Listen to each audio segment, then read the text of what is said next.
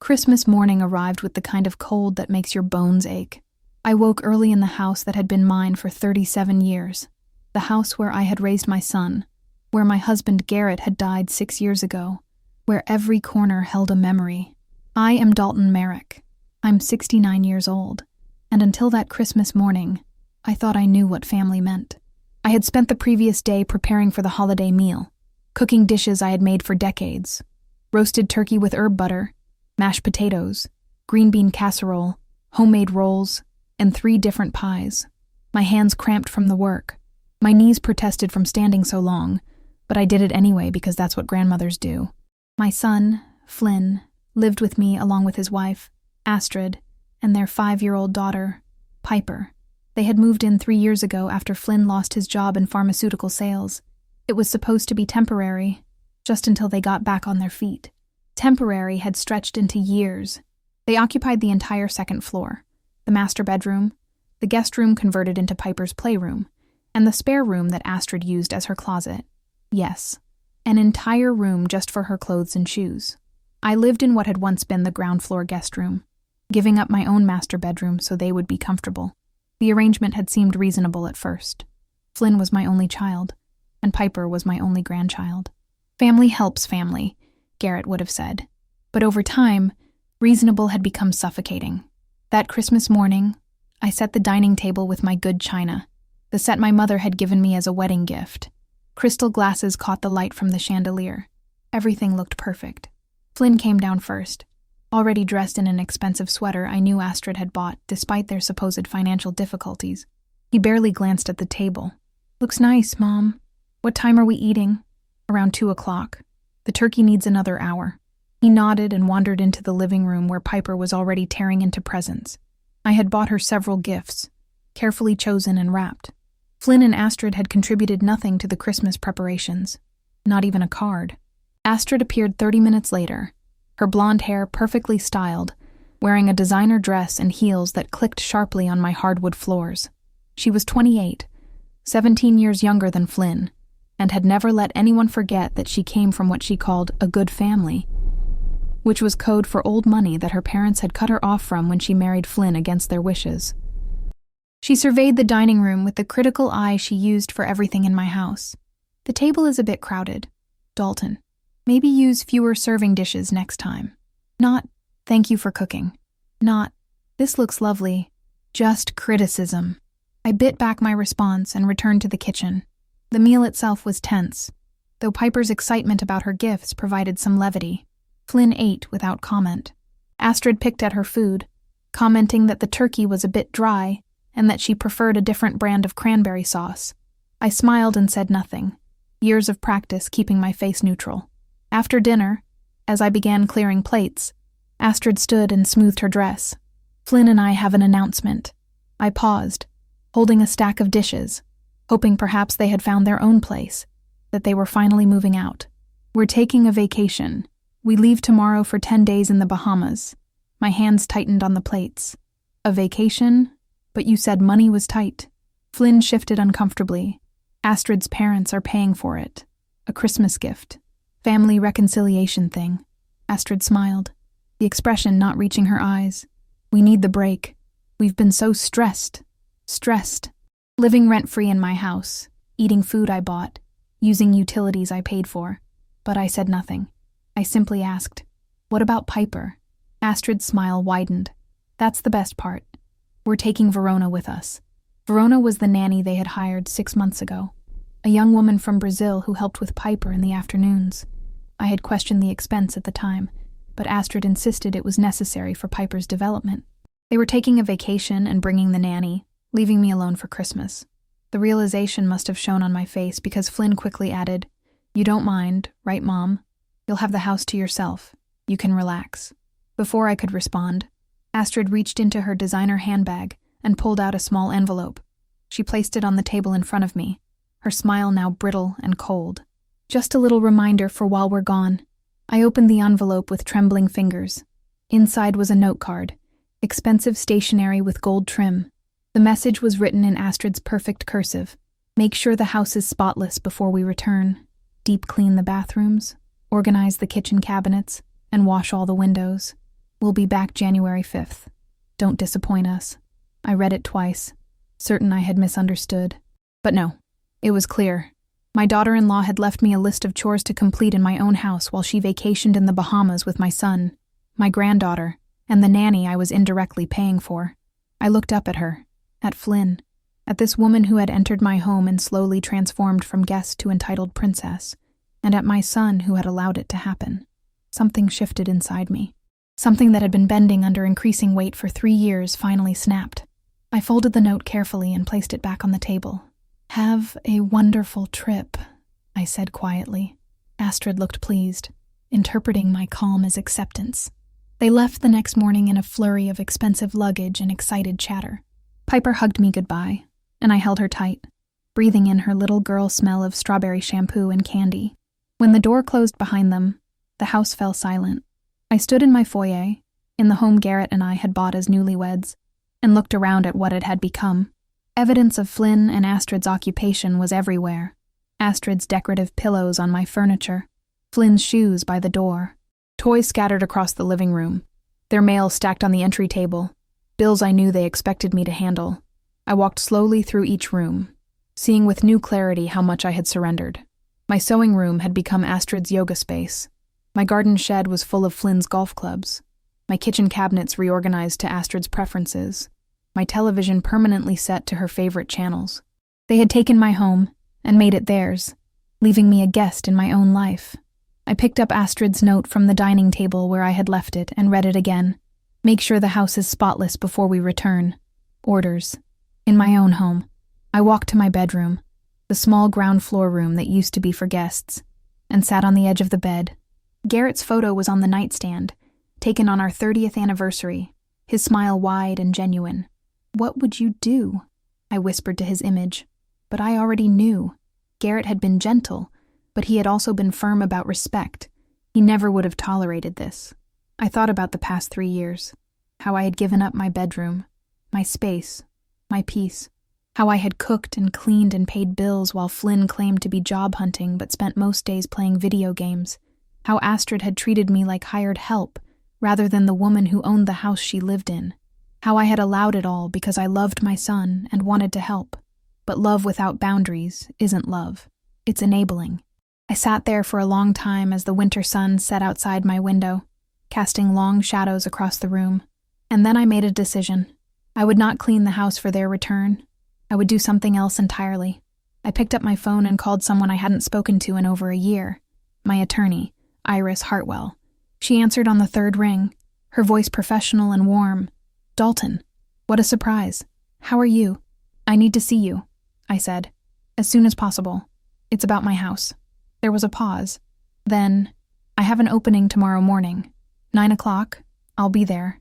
After I hung up, I felt something I hadn't felt in 3 years. Not anger exactly, though there was some of that, but power. The power that comes from deciding you're done being used. I stood and walked to the living room, stepping over Piper's toys, past Astrid's throw pillows, and looked around my home one more time. Then I went to the kitchen and made myself a cup of tea. I had 10 days to reclaim my life, and I was going to use every single one of them. Noen. Chapter 2. Taking Action. Iris Hartwell's office was in a renovated brownstone in downtown Philadelphia, the kind of place that exuded quiet competence. I arrived 15 minutes early, nervous but determined. Iris was in her early 60s, silver hair cut in a sharp bob, wearing a burgundy suit that spoke of success without ostentation. We had worked together years ago when Garrett and I updated our will. She greeted me with a warm hug, then gestured to the comfortable chairs in her office. "Tell me what's going on, Dalton." I told her everything. About Flynn and Astrid moving in supposedly temporarily. About how temporary had become permanent. About the gradual takeover of my home, my space, my autonomy. About Astrid's note. Iris listened without interruption, her expression growing more serious with each detail. When I finished, she leaned back in her chair and steepled her fingers. "Let me make sure I understand. Your son and his family have been living in your home, rent-free, for 3 years. You've been supporting them financially, and now your daughter-in-law has left you a list of chores to complete in your own home while they vacation in the Bahamas." Put that way, it sounded even worse. "Yes, and what do you want to do about it?" I took a deep breath. I want them out. I want my house back. Iris nodded slowly. Legally, that's absolutely your right. It's your home. Titled in your name alone, correct? Yes. Garrett left everything to me. Then you can evict them. It will require proper legal process since they've established residency, but it's definitely doable. The word evict sounded harsh, but accurate. How long will it take? She pulled out a legal pad and began making notes. In Pennsylvania, if they've been living there for more than a year without a lease agreement, you'll need to provide 30 days written notice to vacate. After that, if they don't leave voluntarily, you can file for eviction with the court, which typically takes another few weeks to process. So 2 months, maybe. Possibly. But there's another option if you want to expedite things. I leaned forward. What option? You change the locks while they're gone and inform them by certified mail that they're no longer welcome in your home. You offer to pack and store their belongings. Give them reasonable time to arrange pickup, but you don't let them back in. Is that legal? It's aggressive, and they could challenge it. But given that they have no lease, pay no rent, and you're the sole owner, a judge would likely side with you, especially if we document the pattern of financial exploitation and emotional abuse. The phrase emotional abuse startled me. I hadn't thought of it that way. Iris must have seen my reaction. Dalton, what you've described isn't just family members living together. It's a pattern of someone taking advantage of your generosity, treating you like staff in your own home, and making you feel guilty for having boundaries. That's abuse. Tears pricked my eyes, but I blinked them back. What would changing the locks accomplish? It would send a clear message that you're serious, that this isn't negotiable, and frankly, it would prevent the inevitable conflict of them coming home and refusing to leave. If they can't get in, they can't dig in. I thought about Flynn's face when he realized he couldn't enter, about Astrid's rage, about Piper's confusion, but I also thought about 3 more years of this, 5 more years, the rest of my life spent as a servant in my own home. Do it, I said firmly. Help me change the locks and send the notice. Iris smiled, not unkindly. Good for you. Let's get started. We spent the next 2 hours going through the legal requirements. Iris drafted a formal notice to vacate, citing the lack of a rental agreement and my right as the property owner to reclaim my home. She also prepared a document detailing the financial support I had provided over 3 years. Utilities, food, property taxes, maintenance. The total was staggering, over $70,000. I hadn't realized how much I had spent keeping them comfortable. Tomorrow, Iris said, I'll have a locksmith meet you at the house. Change all the exterior locks, including the garage. Then we'll arrange for a storage unit where you can place their belongings once you pack them. What about Piper's things? Pack those separately and carefully. No one can accuse you of not caring about your granddaughter's belongings. In fact, I'd recommend buying some new storage containers specifically for her items and labeling them clearly. The next morning, a locksmith arrived at 9. By noon, every lock in my house had been changed. The old keys Flynn and Astrid carried would no longer work. I stood at my front door with the new key in my hand, feeling a mixture of triumph and terror. Over the following days, I began the enormous task of packing their belongings. I worked methodically, room by room, boxing up clothes, toiletries, books, electronics, shoes, and the mountains of things Astrid had accumulated. I packed Piper's toys with special care, wrapping her favorite stuffed animals and dolls, organizing her books and art supplies. I even bought her some new coloring books and crayons to include, not wanting her to suffer for her parents' choices. It took 6 full days to pack everything. I rented a large storage unit and moved the boxes there with help from a moving company. By January 3rd, 2 days before their scheduled return, the second floor of my house was empty, except for the furniture that had always been mine. I walked through the rooms, seeing them as they had been before Flynn and Astrid moved in. Master bedroom with soft morning light. The spare room that could be a reading room again. Piper's room that could become a craft space. My home, returned to me. Iris sent the certified letters on January 4th, timing them to arrive shortly after Flynn and Astrid returned from their trip. That evening, I sat in my newly reclaimed living room, Astrid's decorative pillows gone, my own simple furnishings restored, and waited. I knew the next day would be difficult. I knew there would be anger, accusations, possibly even threats, but I also knew I had done the right thing. That night, I slept in my old master bedroom for the first time in 3 years. I had moved my belongings back up that afternoon, reclaiming the space that should have always been mine. The bed felt enormous after years in the smaller room. The view from the window showed my garden, overgrown and neglected but still mine. I fell asleep surprisingly easily, exhausted from the physical and emotional work of the past week. January 5th dawned cold and clear. I made coffee and breakfast, moving through my kitchen peacefully. Around 2 in the afternoon, I heard a car pull into the driveway. Then another. 2 car doors slammed. Voices, tired from travel. Piper's higher pitch mixed with Flynn's deeper tone, and Astrid's sharp commands to the nanny. I stayed in the kitchen, heart pounding, as I heard them approach the front door. The sound of a key entering the lock, then rattling. Confusion. Flynn's voice. What the hell? More rattling. The doorbell rang, sharp and insistent. I walked slowly to the front door and stood on the other side, not opening it. Mom. Flynn's voice, uncertain. Mom, our key doesn't work. Something's wrong with the lock. I took a deep breath and opened the door, keeping the chain engaged so it would only open a few inches. Through the gap, I could see Flynn's confused face, Astrid's irritation already morphing into rage, and Piper holding Verona's hand, looking tired and confused. Mom, what's going on? Let us in. I spoke calmly, though my hands shook. I've changed the locks. You no longer live here. The silence that followed was absolute. Then Astrid pushed forward. What are you talking about, you crazy old woman? Open this door right now. I had prepared for this moment, rehearsed what I would say. I kept my voice steady. You'll be receiving certified letters explaining everything. Your belongings are packed and in storage. The address and access information are in the letters. You have 30 days to arrange permanent pickup. Flynn's face had gone pale. Mom, this is insane. You can't just lock us out. It's my house, Flynn. I can do exactly that. You've been living here rent-free for 3 years. That ends now. Astrid's voice rose to a shriek. You're throwing us out, with a child. What kind of grandmother are you? The kind who's done being taken advantage of. Astrid lunged at the door, but the chain held. Her face was twisted with rage, all pretense of civility gone. You miserable old bitch. We gave up everything to take care of you. I almost laughed at the absurdity of that statement, but I held my composure. Flynn tried a different approach, his voice pleading. Mom, please, let's talk about this. We can work something out. I've made my decision. The legal notices explain everything. I suggest you find a hotel for tonight. A hotel? Flynn's voice cracked. We just spent our last money on the trip. Money your wife's parents gave you.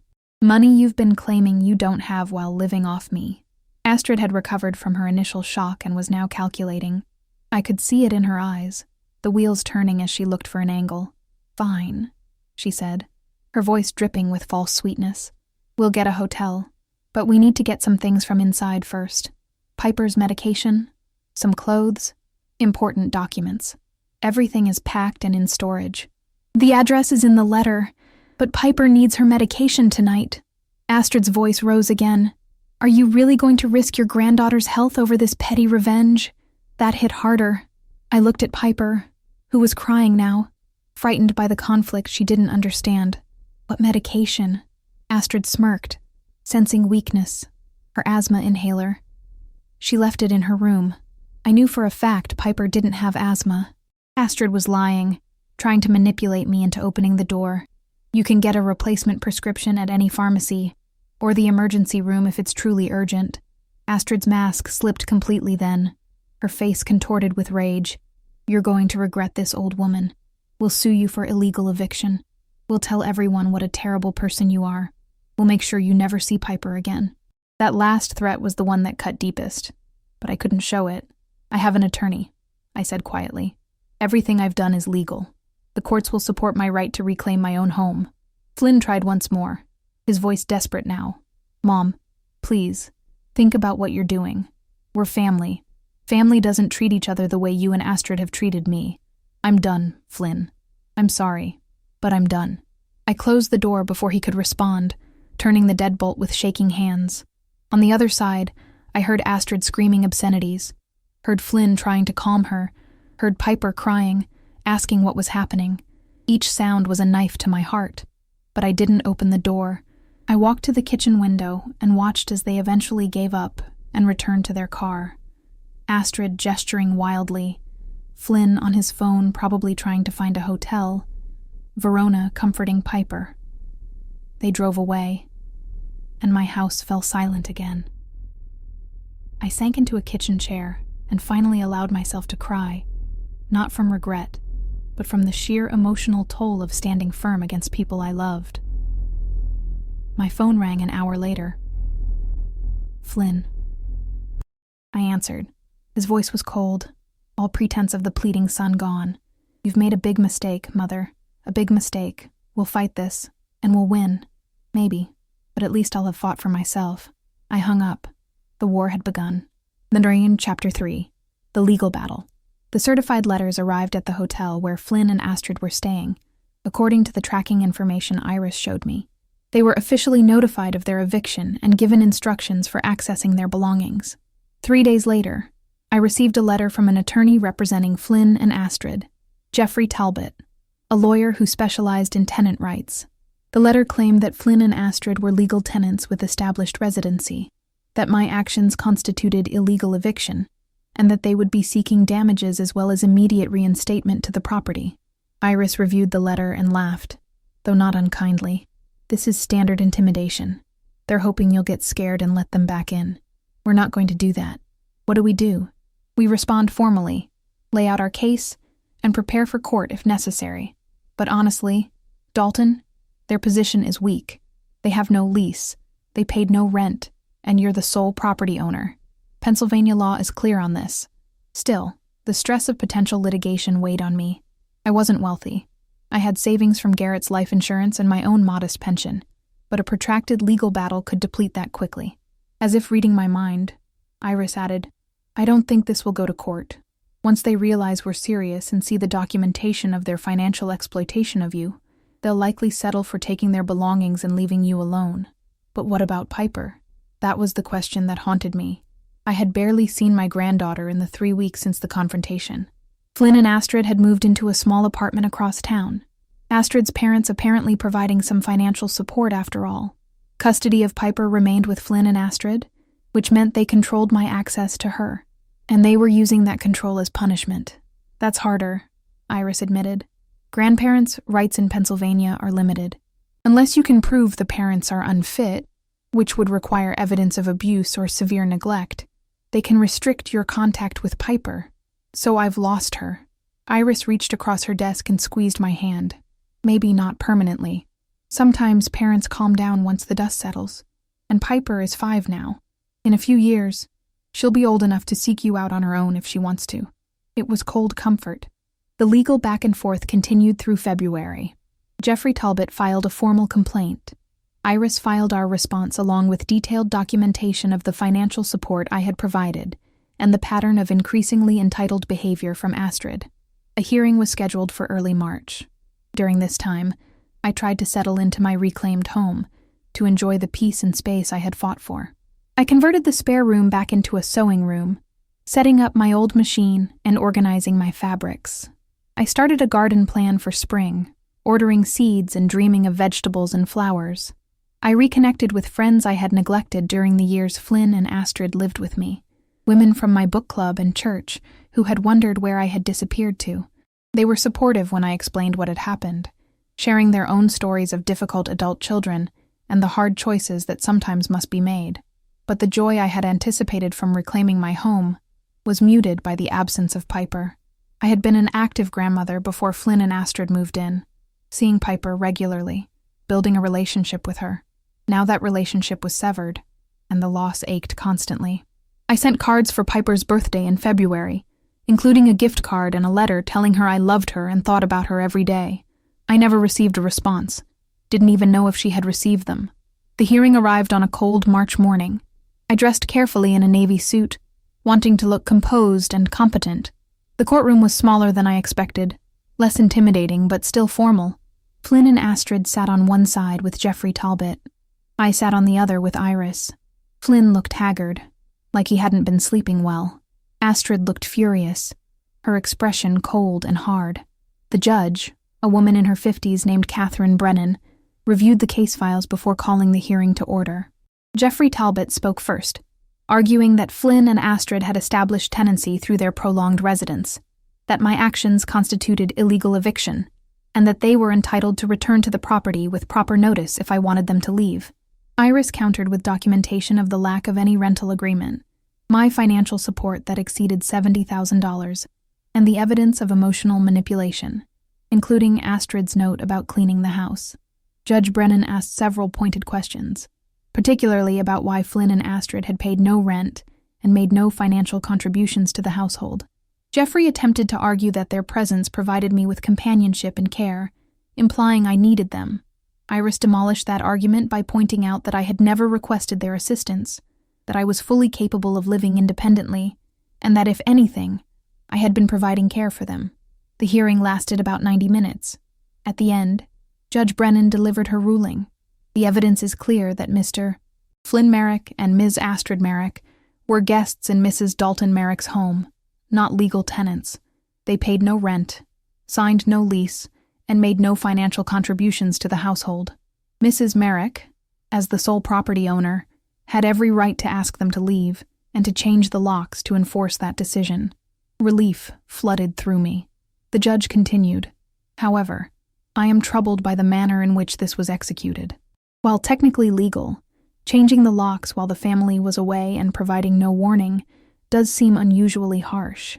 That said, given the pattern of exploitation documented by Mrs. Merrick's attorney, I understand why she felt this approach was necessary." She looked directly at Flynn and Astrid. "You took advantage of a generous woman. You lived rent-free in her home for 3 years, made no effort to become financially independent, and treated her with disrespect in her own house. This ruling is in Mrs. Merrick's favor. You have no legal claim to residency in her property."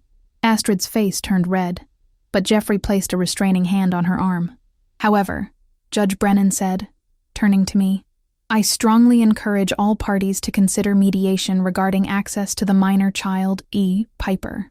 While this court has no jurisdiction over grandparental visitation in this context, it would be in everyone's best interest, particularly the child's, if some arrangement could be reached." I nodded, hopeful. Flynn and Astrid left immediately after the hearing without speaking to me.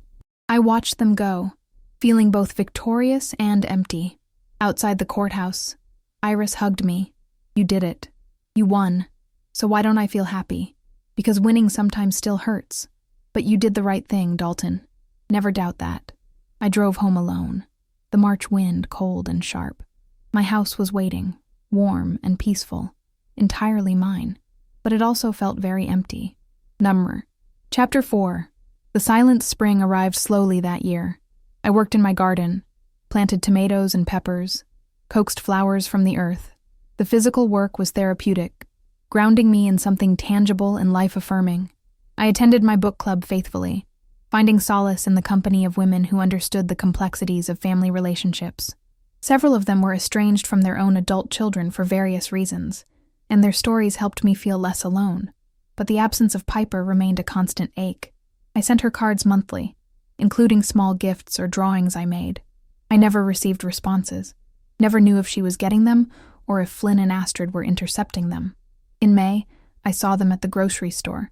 I was in the produce section, selecting apples, when I heard Piper's voice. She was in the next aisle over, chattering excitedly about something. My heart leapt. I abandoned my cart and walked quickly around the corner. Piper was there, bigger than I remembered, her dark hair longer, wearing a purple dress I had never seen. She was holding Astrid's hand, pointing at boxes of cereal. Then she saw me. Her face lit up with recognition and joy. "Grandma." She started to run toward me, but Astrid yanked her back harshly. "No, Piper. We don't talk to her." Piper looked confused and hurt. "But it's Grandma."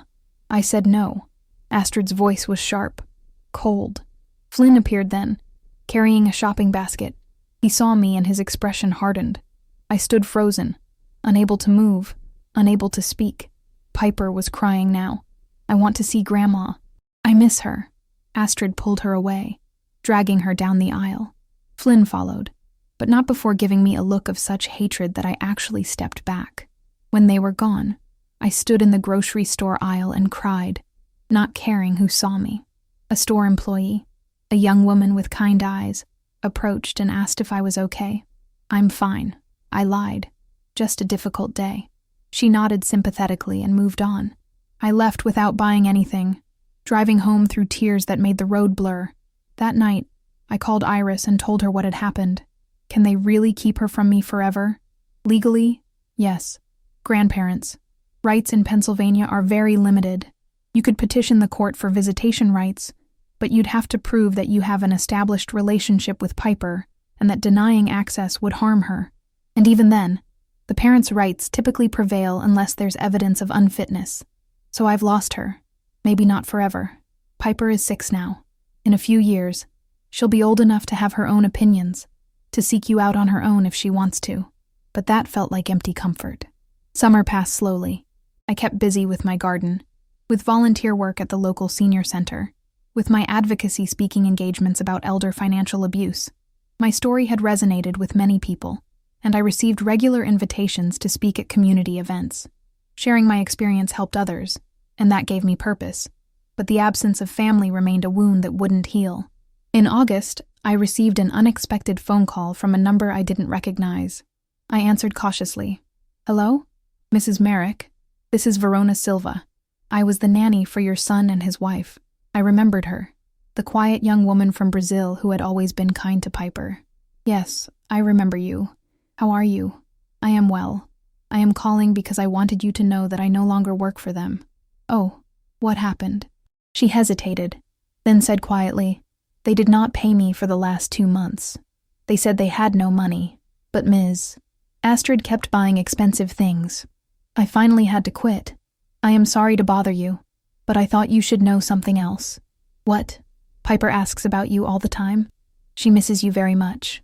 She cries sometimes and says she wants to see her grandma, but they tell her you don't want to see her anymore, that you chose not to be her grandma. The betrayal of that lie hit me like a physical blow. That's not true. I sent her cards and letters. I've tried to see her.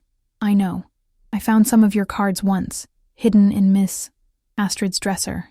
She was not giving them to Piper. Rage and sorrow mixed in equal measure. Thank you for telling me, Verona. You are welcome. You were always kind to me. I wanted you to know the truth. After we hung up, I sat in my kitchen for a long time, processing what I had learned. They were lying to Piper, poisoning her against me, denying her my love and my presence, and there was nothing I could do about it. I called Iris and told her about Verona's call. This could be grounds for a visitation petition. Parental alienation is taken seriously by courts, especially when it involves lying to the child about a grandparent's desire for contact. Is it worth trying? That's up to you. It will cost money, time, and emotional energy, and there's no guarantee you'll win. I thought about it for several days. Finally, I decided to try one more time to reach out directly to Flynn. I wrote him a letter, not an email that could be deleted, but an actual letter on paper. Dear Flynn, I know you're angry with me for what happened in January. I understand that my actions hurt you and disrupted your life, but I want you to understand that I did what I had to do to protect myself and my home. I don't expect you to forgive me immediately, and I'm not asking to resume the living arrangement we had before. But I am begging you to let me see Piper. I'm her grandmother. I love her, and she loves me. Whatever anger you have toward me, please don't punish Piper by keeping us apart. She's done nothing wrong, and she doesn't deserve to lose her grandmother because of conflicts between adults. I'm not asking for much, just occasional visits, maybe once a month. We could meet at a park or restaurant if you don't want me in your home. I just want to be part of her life. Please, Flynn, don't take this away from both of us. With love, Mom. I mailed it and waited. 2 weeks passed with no response. Then 3 weeks. After a month, I accepted that he wasn't going to reply. The rejection settled over me like a heavy blanket, suffocating and inescapable. I had stood up for myself, protected my home and my dignity, but the cost was higher than I had imagined. I had lost my son, I had lost my granddaughter, and I was beginning to wonder if standing up for myself had been worth that price. Chapter 5. Moving forward. Autumn arrived with its familiar beauty, leaves turning brilliant shades of orange and red. I turned 70 in October, marking the milestone quietly with my book club friends who threw me a small party. They gave me gifts and cards, and we ate cake and laughed. But underneath the celebration, I felt the weight of what was missing. No call from Flynn, no card from Piper, just silence. I threw myself into my advocacy work, accepting every speaking invitation, writing articles about elder financial abuse, connecting with organizations that helped vulnerable seniors. My story resonated with many people, particularly women of my generation, who had been taught to be accommodating, to put family first, to sacrifice themselves for others. After one speaking engagement at a senior center in Pittsburgh, an elderly woman approached me with tears in her eyes. "My daughter has been stealing from me for years. I knew, but I couldn't admit it. Your story gave me the courage to finally confront her. I'm working with a lawyer now." She hugged me tightly, and I held her, this stranger whose pain echoed my own. These moments reminded me why I had fought for myself, why protecting my dignity and autonomy had mattered, but they didn't fill the void left by Piper's absence. In November, as Thanksgiving approached, I made a difficult decision. I invited my book club friends for dinner at my house, creating new traditions, rather than mourning the old ones that were gone. 6 women gathered around my dining table, women who had become family through shared experiences and mutual support. We ate turkey and stuffing and pie, and we gave thanks for friendship and resilience. It wasn't the same as having Flynn and Piper there, but it was something. That evening, after everyone had left and I was cleaning up the kitchen, my phone rang. Unknown number. I almost didn't answer, but something made me pick up. "Grandma." The small voice made my heart stop. "Piper, I miss you." Her voice was barely a whisper, like she was afraid of being heard. "Oh, sweetheart, I miss you too. So much. How are you calling me? I'm using Daddy's old phone. He doesn't know I have it." Tears were evident in her voice now. "Mommy says you don't want to see me anymore, but I don't believe her. You wouldn't forget about me, would you?" "Never, Piper. Never. I've been trying to see you. I send you cards and letters. Do you get them?" "No." She was crying harder now. "I don't get anything." The rage I felt toward Flynn and Astrid in that moment was profound. "I love you so much, Piper. I think about you every single day. I want to see you more than anything. I want to see you too. Can you come get me? My heart broke. I can't, sweetheart. Not without your parents' permission. But I want to live with you again. I was happy at your house. Tears were streaming down my face now. I know, baby. I was happy too." In the background, I heard a door open, then Flynn's voice calling for Piper. "I have to go," Piper whispered frantically. "I love you, Grandma. I love you too, sweet girl. So much." The call ended. I stood in my kitchen holding my phone, crying harder than I had in months. She remembered me. She loved me. She wanted to see me. But her parents were keeping us apart with lies and manipulation. I called Iris the next morning and told her about Piper's call. "That settles it. We're filing for grandparental visitation rights." "That phone call demonstrates that Piper wants a relationship with you, and that her parents are interfering with it through deception. Will we win? I can't guarantee it, but we have a much stronger case now." The petition was filed in December. A hearing was scheduled for February, allowing time for both sides to prepare their cases. Flynn and Astrid hired Jeffrey Talbot again. He filed a response claiming that I was a negative influence on Piper, that my actions in evicting her parents had traumatized her, and that continued contact would be harmful. It was all lies, but they were persuasive lies. The months leading up to the hearing were agonizing. I continued with my routines, my advocacy work, my friendships, but underneath everything was the constant anxiety about the upcoming court date. In January, I received another brief call from Piper, again using Flynn's old phone. "I got your Christmas card," she whispered excitedly. "Daddy left it on the table and I saw it before Mommy could hide it. The drawing you made was so pretty." My heart soared. "I'm so glad you got it, sweetheart. Are you going to come see me soon? For real this time?" "I'm trying, Piper. I'm trying very hard." "Okay. I believe you, Grandma." The call was brief, but it sustained me through the dark January days. February arrived cold and gray. The hearing was scheduled for Valentine's Day, which felt like either cosmic irony or cruel joke. I dressed carefully that morning in a burgundy dress and matching jacket. wanting to look professional but warm, like someone you'd want as a grandmother. The courtroom was familiar now, the same room where my eviction case had been heard. Judge Catherine Brennan was presiding again.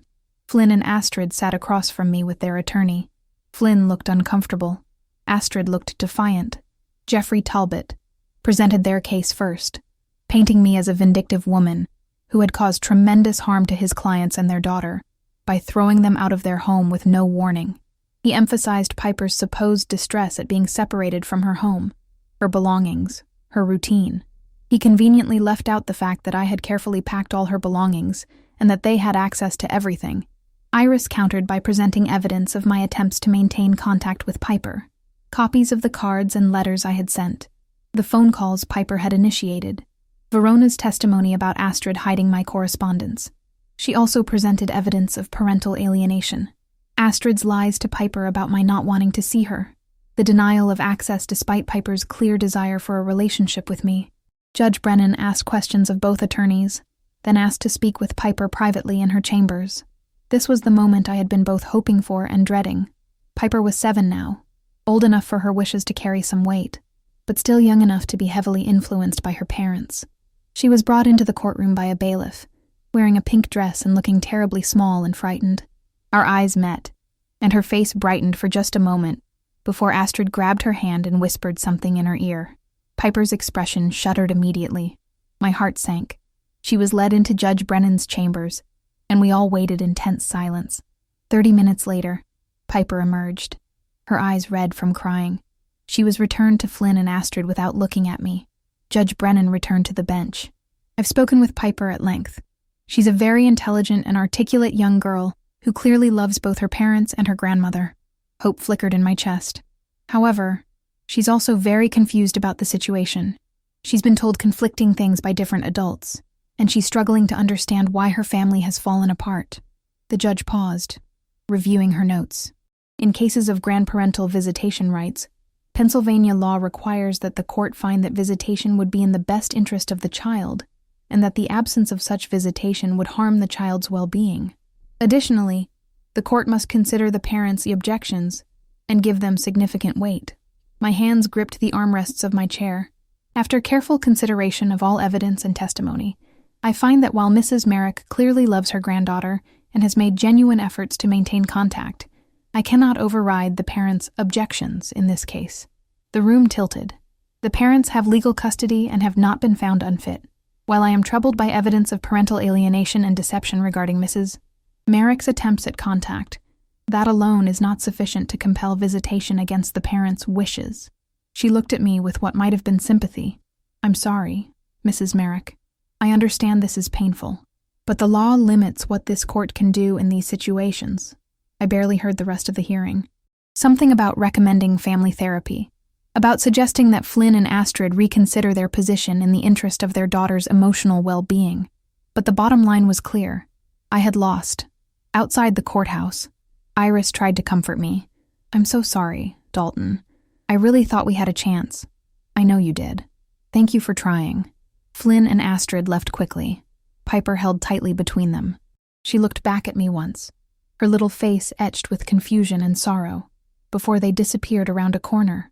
I drove home in a daze, the winter landscape blurring through my tears. At home, I sat in my living room, in the house I had fought so hard to reclaim, and felt the weight of my choices. I had protected myself. I had stood up to exploitation. I had reclaimed my home and my dignity, but the cost had been everything.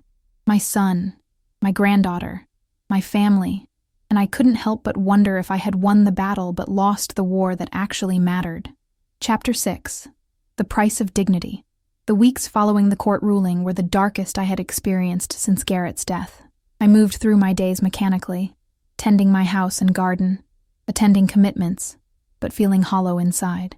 My advocacy work continued, but I found it harder to speak about empowerment and self-protection when my own choices had led to such profound loss. During a speaking engagement in March at a women's shelter, a young woman asked me, "Was it worth it, standing up for yourself? I hesitated, something I had never done before when answering that question. Everyone's situation is different, I finally said. You have to weigh what you're gaining against what you might lose. For me, I gained my home and my dignity, but I lost my granddaughter. Was it worth it? Some days I think yes. Other days, I'm not sure. The honesty felt necessary, even if it undermined the clear message of empowerment I usually delivered. After the event, the shelter director pulled me aside. I appreciate your honesty today. Too many people present these stories as if there's always a clear right answer, a perfect outcome. The truth is messy. Sometimes every choice has a cost. I nodded, grateful for her understanding. In April, I received an unexpected letter. The return address showed it was from Astrid's mother, a woman named Cecilia Strand whom I had never met. I opened it cautiously. Dear Mrs. Merrick, you don't know me, but I'm Astrid's mother. I'm writing to apologize for my daughter's behavior toward you and to let you know something I think you should be aware of. Astrid has always been difficult, entitled, and manipulative. We tried to raise her right, but somewhere along the way, she learned to use people for what they could give her. When she married your son against our advice, we cut her off financially, hoping she would learn responsibility. Instead, she found another source of support. You. I recently learned the full extent of what she and Flynn did to you, living in your home rent-free, treating you like staff, and ultimately being evicted. While my initial instinct was to defend my daughter, the more I learned, the more ashamed I became. Astrid is now living off our money again, as she wore down my husband's resistance. But we've set firm boundaries this time, including requiring her to work part-time and contribute to household expenses. More importantly, I want you to know about Piper. That child adores you.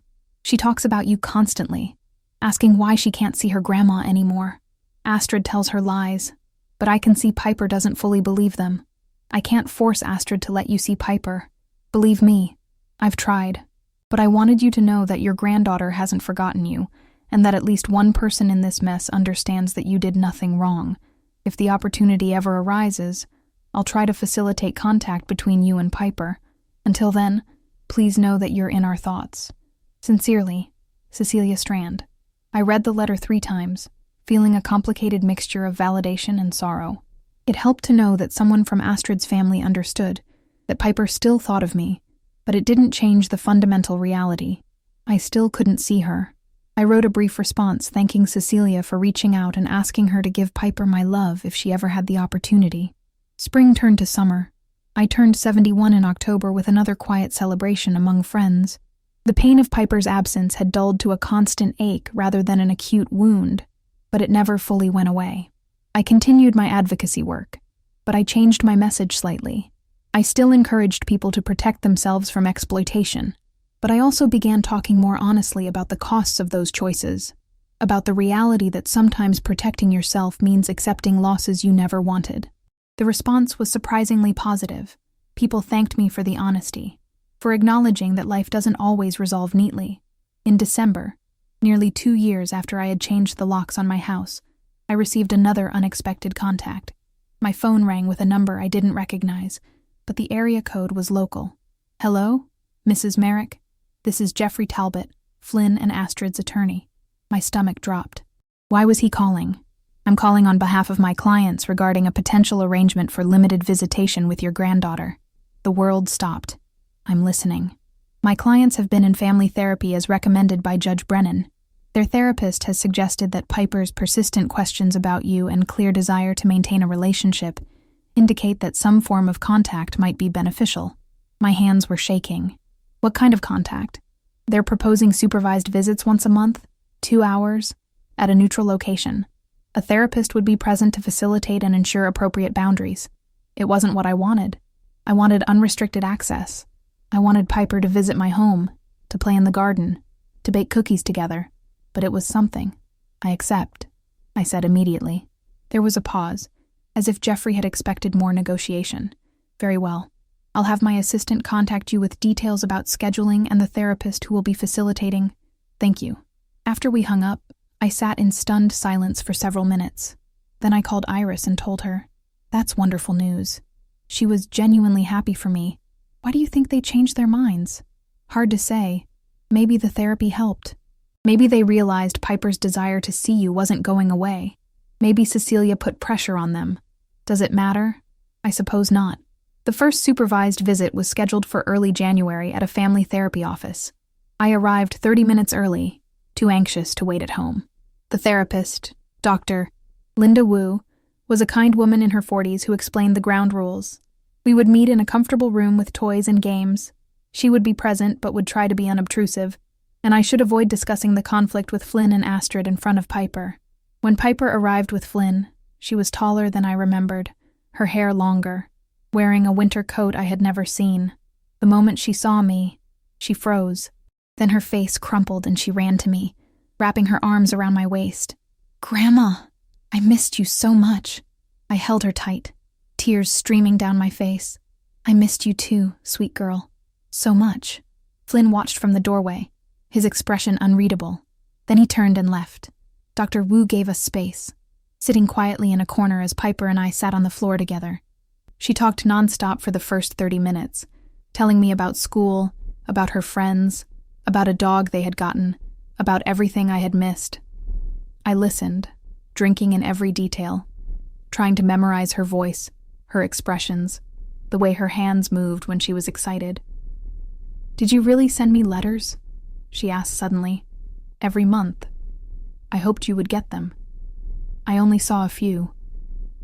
"Mommy says you were busy and couldn't visit," but I didn't believe her. My throat tightened. "I was never too busy for you, Piper. I wanted to see you more than anything." "Then why didn't you?" "It's complicated, sweetheart. Sometimes adults have disagreements that make things difficult, but I never stopped loving you. Not for 1 second." She leaned against me, and I wrapped my arm around her thin shoulders. The 2 hours passed far too quickly. When Dr. Wu gently indicated our time was up, Piper started to cry. "I don't want to leave yet. We'll see each other again next month," I promised.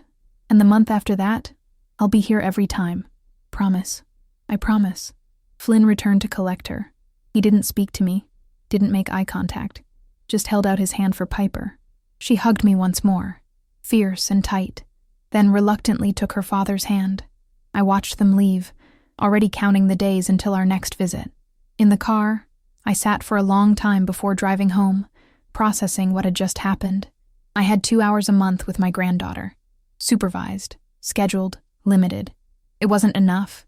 It would never be enough. But it was more than I had yesterday. And maybe, just maybe, it was a beginning. Chapter 7. Small Mercies. The monthly visits with Piper became the focal point of my life.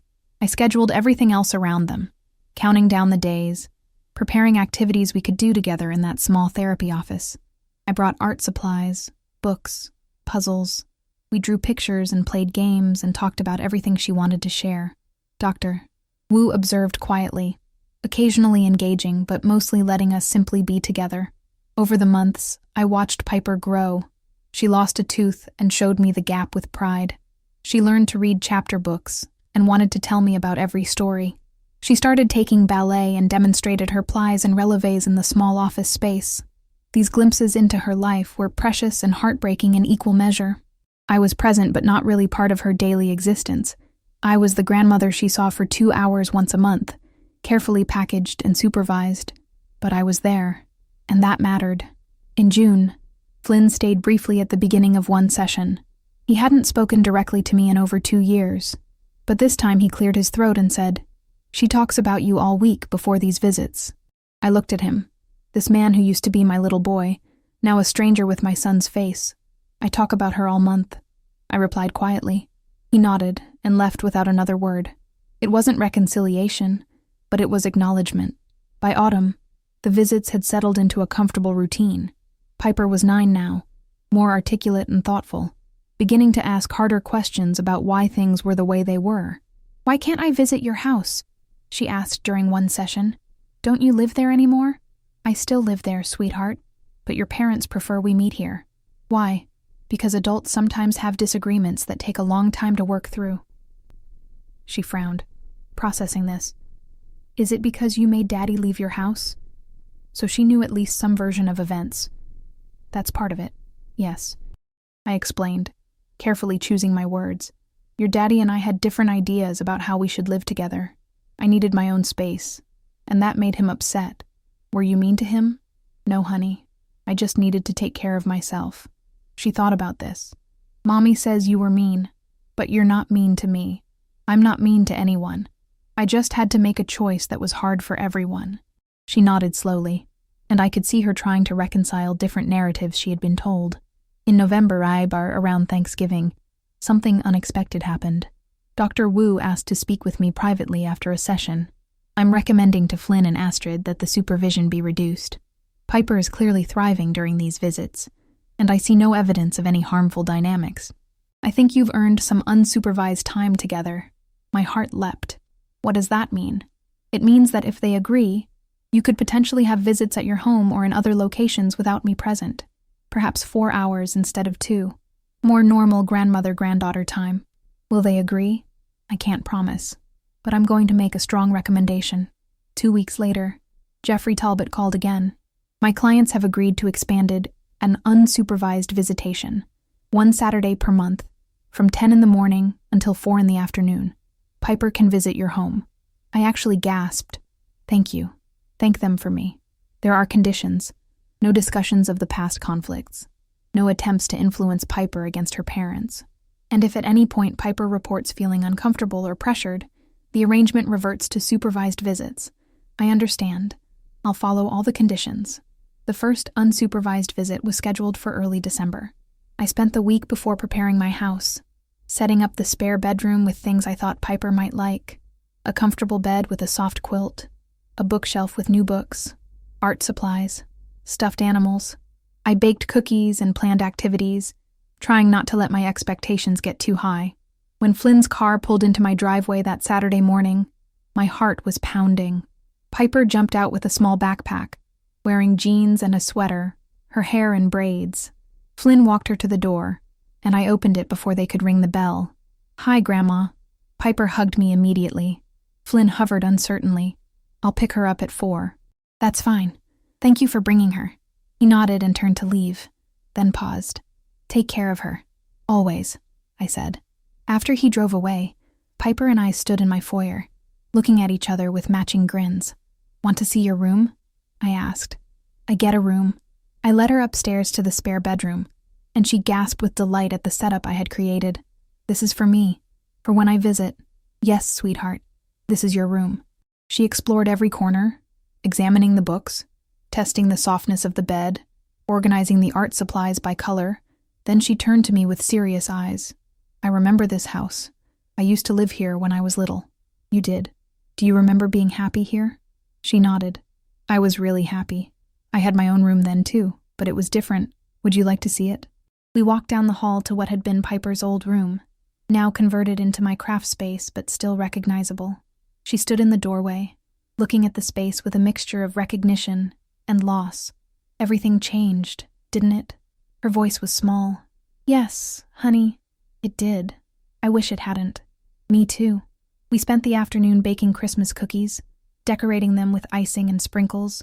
We worked in my garden even though it was cold, planting spring bulbs that would bloom next year. We talked about school and friends and her ballet classes. We watched a movie curled up on the couch together. It was ordinary and magical at the same time. When Flynn arrived at 4 to pick her up, Piper hugged me tightly. "Can I come back next month?" "Absolutely." "Same time?" She nodded happily and skipped to the car. Flynn met my eyes briefly through the windshield, nodded once, and drove away. I stood on my porch watching until they disappeared, then went back inside my house. It was quiet again, but it didn't feel empty anymore. I had my granddaughter back, at least partially. The monthly visits continued through winter and into spring. Piper and I developed our own routines, our own traditions. Sometimes we baked, sometimes we gardened, sometimes we just talked, sitting on my porch swing and sharing our thoughts about everything and nothing. She was growing up, becoming more herself with each visit. She told me about books she loved, about conflicts with friends at school, about wanting to learn to play piano. I listened and advised and simply loved her, grateful for every minute we had together. The relationship with Flynn remained distant, but civil. He dropped Piper off and picked her up with minimal conversation, but the hostility had faded into something more like resigned acceptance. Astrid I never saw. She never came to my house, never stayed in the car when Flynn brought Piper, and that was fine. Some relationships couldn't be repaired. On Piper's 10th birthday in February, I was allowed to attend her party. the first family event I had been included in since the eviction 3 years earlier. The party was at a roller skating rink, full of Piper's friends and their parents. Flynn and Astrid were cordial but distant, treating me like any other guest rather than family. But Piper was thrilled I was there. She skated over repeatedly to check that I was watching, to share funny moments, to simply be near me. When it was time for cake, she insisted I sit next to her. "I'm glad you're here, Grandma," she whispered. "Me too, sweetheart. Me too." As I drove home that evening, I thought about everything that had happened over the past 3 years. I had lost so much. The relationship with my son would likely never fully recover. The years I had missed with Piper couldn't be reclaimed, but I had also gained something crucial: my self-respect. I had learned to set boundaries, to protect myself even when the cost was high. And slowly, painstakingly, I was building a new relationship with Piper, one based not on proximity, but on genuine connection during the time we did have together. It wasn't what I had wanted, but maybe it was what we both needed. Nurture, Chapter 8. Unexpected Changes. The summer. Piper turned 11 brought unexpected developments. Flynn called me directly for the first time in years. His voice strained. "Mom, I need to talk to you. Can I come over?" My first instinct was suspicion, but something in his voice made me agree. He arrived alone that evening, looking older and more worn than I remembered. We sat on my porch, the June evening warm and humid. For a long moment, he didn't speak. Then, "I'm getting divorced." I wasn't entirely surprised, but the confirmation still hit hard. "I'm sorry." He laughed bitterly. "Are you? After everything. I'm sorry for you, Flynn. And for Piper. Divorce is hard on children." He nodded, staring at his hands. "Astrid and I have been miserable for years. Maybe we always were and just didn't want to admit it. The marriage was built on, I don't know, wrong foundations. What happened? She's been having an affair with her personal trainer. Got caught. Doesn't even seem sorry about it." His voice was flat, emotionless.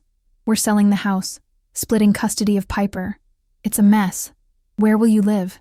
"I found an apartment near Piper's school. Something affordable. No more pretending to be richer than I am. And Astrid, she's moving back in with her parents, taking Piper half the time." We sat in silence for a while, listening to the crickets begin their evening chorus. "Mom," Flynn said finally, his voice cracking, "I'm sorry. For everything. For how I treated you. For what Astrid and I did. For the years we wasted. I was so entitled, so blind to what we were doing to you." Tears were running down his face now, and I felt my own eyes fill. I should have stood up to Astrid. I should have protected you instead of enabling her. I should have been a better son. I reached over and took his hand. The first physical contact we'd had in years. "You should have. But I understand why it was hard. She was your wife. That's not an excuse. No, it's not. But it's an explanation." He looked at me then, really looked at me. "Do you think you can forgive me? Eventually? I don't know." I said honestly, "I want to, but it's going to take time. You hurt me deeply, Flynn. You and Astrid made me feel worthless in my own home. That's not something I can just forget. I know. I don't expect you to forget. I just hope that someday we can find our way back to something like a relationship. Maybe, for Piper's sake, if nothing else." He nodded and stood to leave. "Thank you for listening." After he left, I sat on my porch for a long time, processing the conversation. Flynn's apology had felt genuine, but apologies don't erase actions. Words are easy. Changed behavior takes time. Still, it was a beginning. The divorce proceedings were ugly, according to the bits I heard from Flynn during occasional phone calls and from Piper during her visits. Astrid was fighting for maximum child support and alimony despite her affair. Flynn was fighting to keep anything at all after years of financial mismanagement. Piper was caught in the middle, shuttling between her father's small apartment and her mother's parents' mansion, trying to maintain equilibrium in a world that kept shifting beneath her feet. My visits with her became even more important, a stable constant in her chaotic life. "We don't have to talk about your parents' divorce if you don't want to," I told her during one visit. "I don't mind talking about it." She was sorting beads for a craft project we were doing.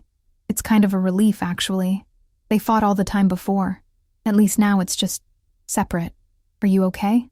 She shrugged, a gesture that seemed too old for her 11 years. "I guess. Dad's apartment is small and kind of sad. But he's trying. He cooks dinner and asks about my homework and stuff. Mom is... She trailed off. You can tell me. Mom is dating her trainer now. His name is Derek, and he's really young and kind of stupid. She paused, then added, Don't tell her I said that. I won't. Grandma, can I ask you something? Of course. Do you hate Mom and Dad for what they did to you? I thought carefully about how to answer. I was very angry for a long time. And hurt. But hate is exhausting. Piper. It takes too much energy. I don't hate them. I'm just sad about what could have been different. Do you wish you hadn't made them leave? Some days. But most days. No. I needed to protect myself. And that was the only way I knew how. She nodded, absorbing this. I think you were brave. Her words brought tears to my eyes. Thank you, sweetheart. By autumn, Flynn's divorce was finalized. The settlement wasn't generous, but it was fair. He had joint custody of Piper, alternating weeks. He started stopping in briefly when he dropped Piper off for our visits, sometimes staying for a cup of coffee and stilted conversation. It was uncomfortable and awkward, but it was contact. One Saturday in October, after Piper had been there for a few hours, Flynn arrived early to pick her up. I invited him in, and Piper was excited to show him a painting she had made in my craft room. While she was upstairs getting it, Flynn and I stood in my kitchen, and he looked around with an expression I couldn't quite read. The house looks good, like it used to when Dad was alive. Thank you. I've thought about that a lot lately. How much better we had it here than I realized. How ungrateful I was. Yes, you were. He winced but nodded. I'm trying to do better now. With Piper. With my life. I got a job, finally. It's not much. Sales at an electronics store. But it's honest work. That's good. Flynn. Piper came bounding down with her painting, and the moment passed. But something had shifted again. Another small step toward something that might eventually resemble forgiveness. As winter approached, I received an invitation that surprised me. Thanksgiving dinner at Flynn's apartment. Just him and Piper and me. I hesitated before accepting, unsure if I was ready for that level of family intimacy. But Piper called me herself to add her invitation. Please come. Grandma, Dad's going to cook a turkey and everything. It'll be fun. How could I refuse? Thanksgiving at Flynn's apartment was modest and slightly chaotic. The turkey was overcooked, the mashed potatoes were lumpy, and the apartment was cramped. But we sat together at Flynn's small table, the three of us, and shared a meal. Piper chattered about school and friends. Flynn told self-deprecating stories about learning to cook. I contributed memories of Thanksgivings past, carefully selecting ones that didn't hurt too much to remember. It wasn't perfect. There was still distance, still unhealed wounds, still years of damage between Flynn and me. But we were trying, and that was something. Chapter 9. Slow healing. The years that followed were marked by gradual, incremental progress. Flynn and I rebuilt our relationship slowly, like archaeologists carefully excavating something fragile and precious. We had lunch occasionally, just the two of us, conversations that started awkward and stilted, but became easier over time. He told me about his struggles with money, with dating, with feeling like a failure in his mid-40s. I shared my own challenges with aging, with loneliness, with wondering what my life might have looked like if different choices had been made. We didn't discuss Astrid much. She remained a toxic presence, her relationship with Derek having predictably imploded, now dating someone new, still irresponsible with money, still entitled and difficult. But she was Piper's mother, and Piper loved her despite her flaws, so we maintained careful neutrality. Piper thrived as she entered her teenage years. She was bright and creative, inheriting what I like to think was my resilience and Flynn's intelligence, hopefully avoiding Astrid's worst traits. My monthly visits with her continued, but now she was old enough to visit on her own sometimes, taking the bus to my house and spending weekends with me. We developed our own relationship independent of her parents, one based on genuine affection and shared interests. She helped in my garden, learned to sew using my machine, baked elaborate desserts that we would eat for breakfast the next day. She also asked harder questions about what had happened years ago, wanting to understand the adult conflicts that had shaped her childhood. I answered as honestly as I could without vilifying her parents, explaining about boundaries and respect, and how sometimes love isn't enough if it comes without those things. She listened thoughtfully. processing information that would help shape her own understanding of healthy relationships. When Piper was 14, Flynn started dating someone seriously for the first time since his divorce. Her name was Monica, a teacher at Piper's school, divorced with a teenage son of her own. Flynn brought her to meet me nervously, like a teenager introducing his girlfriend to his parents. Monica was warm and genuine, with laugh lines around her eyes and no pretense about who she was. We had coffee on my porch, and she talked about her work teaching English, about her son's baseball obsession, about how much Flynn talked about Piper and, surprisingly, about me. "He loves you very much," she said quietly when Flynn had gone inside to get more coffee. "He's told me about what happened, about his mistakes. He carries a lot of guilt. He should," I said honestly, "but he's trying to be better. That counts for something." She nodded. "I think it counts for a lot." Flynn and Monica married when Piper was 15, a small ceremony at a local park with just close family and friends. I attended and felt genuinely happy for my son, this man who had learned hard lessons about what mattered in life. Piper was a bridesmaid and glowed with happiness at seeing her father happy. Monica's son, Tyler, was a good kid who treated Piper like a real sister. And suddenly Flynn had something resembling a functional family again. I watched them together at the reception, laughing and dancing, and felt a complicated mixture of joy for what Flynn had found and sorrow for the years wasted, but mostly joy. As Piper approached high school graduation, she began talking about college. She wanted to study environmental science, inspired by years of working in my garden and developing a passion for conservation.